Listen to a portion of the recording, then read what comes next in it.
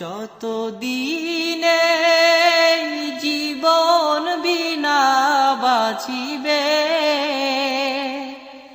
সুপথে চালাও মাফ করে দাও, সুপথে চালাও মাফ করে দাও। আল্লাহ